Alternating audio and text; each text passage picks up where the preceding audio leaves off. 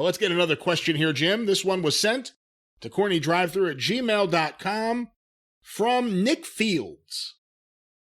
I'm a younger wrestling fan and watched primarily WWE in the early to mid-2000s. My question is, how do you think John Cena stacks up with the other faces of the company, types like Steve Austin and The Rock? He was the biggest thing in wrestling when I was a kid, but I'm wondering now how he fits into the history of WWE. And the subject line here said, John Cena and his WWE legacy. So what do you think of that, Jim? Oh, God.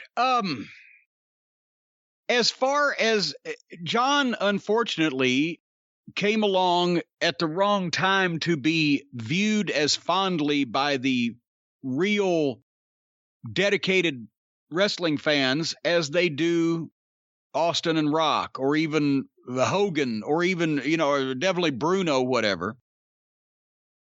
How do you follow Austin and Rock? How do you follow the Attitude Era? We've mentioned this before, the longest period of hot-shotting known to man, and then suddenly, boom, Austin's gone, Rock is gone, they need new stars, and John is the guy, but he's also, they've gone public, they've done the PG shit. I think Cena got a bad rap based on the talent that he has because of the shit that he had to do during the period of time where they changed to almost completely a show business presentation, got the writers, and became PG. And I'm not saying they need to go out there and say fuckity McFuck, but they're PG. They were PG for quite some time with violence also. And you can't have, remember when they fired Daniel Bryan for choking fucking the ring announcer with his tie? Justin Roberts. Too bad he didn't squeeze a little hard enough. But I mean, just ridiculous shit like that. John Cena, and then the gimmick that they came up for him. And yes, it worked for him, but the whole rapper, the colors, he was the antithesis of Steve Austin, badass, real guy can believe in. And he wasn't as cool as The Rock, charismatic, if you smell what The Rock is cooking, smack talker. There's John Cena with the baggy pants and the fucking whole 9 yards. When I first saw John, I thought he was going to be the Ric Flair level heel of the next 10 years because he had the physique. He had the athletic ability. He had the promo was incredible even then. He could talk about anything off the top of his head, and he was working as a heel, and he got the idea of how to heel. And he was a very good one. He was just green.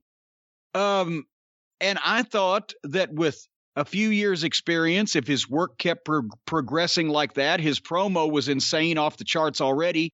And as I mentioned before, his work ethic and his personality, no bad habits, he came in and it was more self-sufficient than almost any trainee we'd ever gotten. He had such responsibility. He was driving the ring truck before too long, and Danny Davis wouldn't hardly let anybody do that.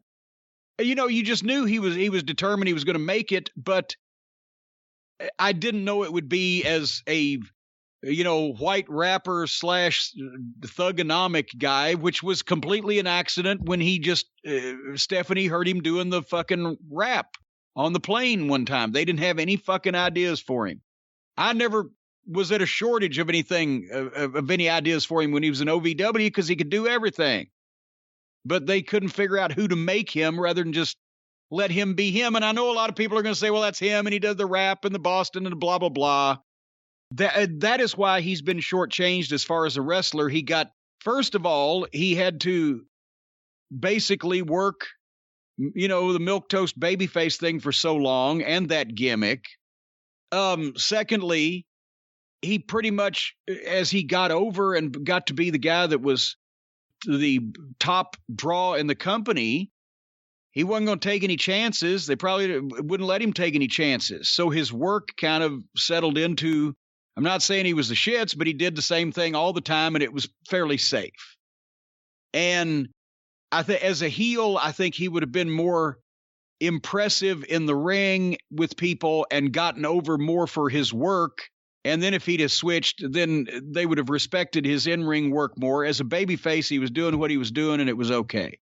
I love John, and he fucking drew a shit ton of money, and he was a great guy, but I think that's why he's not looked at in the pantheon of Austin, Rock, Hogan, because it was kind of watered down and, you know, a gimmick that kind of appealed to the young folks, and he got a lot of backlash because they smashed him over, which they should have, but he wasn't a badass that the majority of the people going to the TV tapings and the pay-per-views would think should be the top guy. So there you have it. Did I articulate that in any way well? I think so. I mean, even though it was the PG era, they did with Cena very much what they did with guys like Diesel. And I have a question here about that, where kick-ass guy, badass guy, becomes the champion. All of a sudden, he's corny. All of a sudden, he's smiling. All of a sudden, he's a nice guy who likes children. Or in the case of Diesel, wearing those awful colored sweaters that Bruce and Pat used to wear. What do you think, though, about Cena's legacy now that we're a few years away from him being an active competitor and we see the struggles they're having in creating another star at that level? Now, he may not have been at the level of Austin and The Rock, but very few people ever could have been. Right. But they can't get anyone to the Cena level now. Yeah, no, I think he's the last big star in wrestling.